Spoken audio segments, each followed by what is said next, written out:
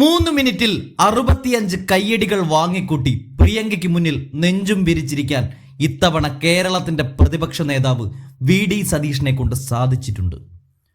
മുമ്പും ഇതുപോലെ കോൺഗ്രസിന്റെ ദേശീയ നേതാക്കൾക്ക് മുമ്പിൽ എഴുന്നേറ്റ് നിന്ന് തന്റെ ആശയങ്ങളെ അവതരിപ്പിക്കാൻ സതീശൻ കിണഞ്ഞു പരിശ്രമിച്ചിട്ടും സാധിച്ചിരുന്നില്ല. കോൺഗ്രസിന്റെ രാഷ്ട്രീയ കാര്യസമിതിയിലായിരുന്നു തന്റെ വീക്ഷണങ്ങളെ പങ്കുവെക്കാൻ സാധിക്കാതെ മുണ്ടും മടക്കിക്കുത്തി സതീഷിന് പോരേണ്ടി വന്നത്. എന്നാൽ ഇത്തവണ പ്രിയങ്ക ഗാന്ധിയും രാഹുലും മല്ലികാർജുൻ ഖാർഗെയും ഒക്കെ വട്ടം ചുറ്റി നിന്ന ഡൽഹിയിൽ നടന്ന നേതൃയോഗത്തിലാണ് സതീശൻ തന്റെ മിഷൻ 2026 അഥവാ മിഷൻ 65 അവതരിപ്പിച്ചത്. ആകെ ഓരോരുത്തർക്കും നൽകിയ 3 മിനിറ്റാണ് ഉണ്ടായിരുന്നത്. ആ 3 മിനിറ്റിൽ തകർത്താടാൻ സതീഷിനെ കൊണ്ട് സാധിച്ചു. ഇനി ഈ മിഷൻ 2026 കൊണ്ട് ഉദ്ദേശിക്കുന്നത് എന്താണെന്ന് നോക്കാം.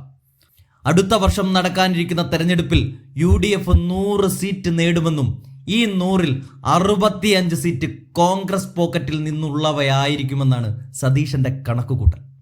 ഇവിടെ 24 സീറ്റ് ലീഗ് നേടുമെന്നും സതീശൻ ഉറപ്പിച്ചു വെക്കുന്നുണ്ട്.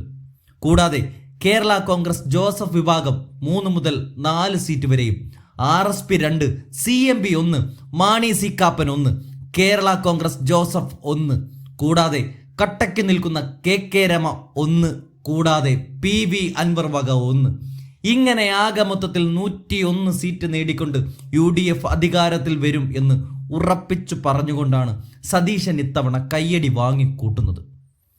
കോൺഗ്രസിനെ സംബന്ധിച്ച് ഏറെ വളക്കൂറുള്ള മണ്ണാണ് കേരളം. അതുകൊണ്ട് ദേശീയ രാഷ്ട്രീയം മുഴുവൻ കേരളത്തിലേക്ക് ഉറ്റുനോക്കുന്ന ഒരു സമയം കൂടിയാണിത്.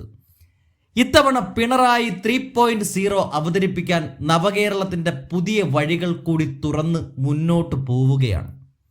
പക്ഷേ ഇപ്പോഴും കോൺഗ്രസിനകത്ത് സംഘടനാ തലത്തിൽ നേതാക്കൾ തമ്മിൽ പിടിയും വലിയുമാണ് നടക്കുന്നത്. അതുകൊണ്ട് കൂടിയാണ് രാഹുൽ 30 നേതാക്കന്മാരെ ഡൽഹിയിലേക്ക് വിളിപ്പിച്ചത്.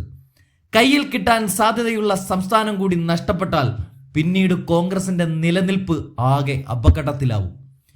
ലോക്സഭാ തെരഞ്ഞെടുപ്പിന് ശേഷം വന്ന എല്ലാ സംസ്ഥാന തെരഞ്ഞെടുപ്പുകളിലും സ്ഥിതിഗതികൾ ഒട്ടും കോൺഗ്രസിന് ഗുണകരമായിരുന്നില്ല.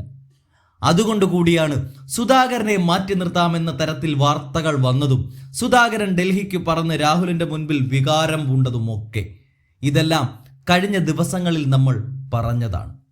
അതിൻ്റെയൊക്കെ ഭാഗമായിട്ട് മുഖ്യമന്ത്രി കസേര നോട്ടമിട്ട ചെന്നിത്തലയും സതീശനും എല്ലാം മറന്ന് UDF എന്ന ഒറ്റ പോയിന്റിലേക്ക് എത്തി നിൽക്കുന്ന കാഴ്ചയ്ക്ക് കൂടിയാണ് നമ്മളിപ്പോൾ സാക്ഷിയായിക്കൊണ്ടിരിക്കുന്നത്.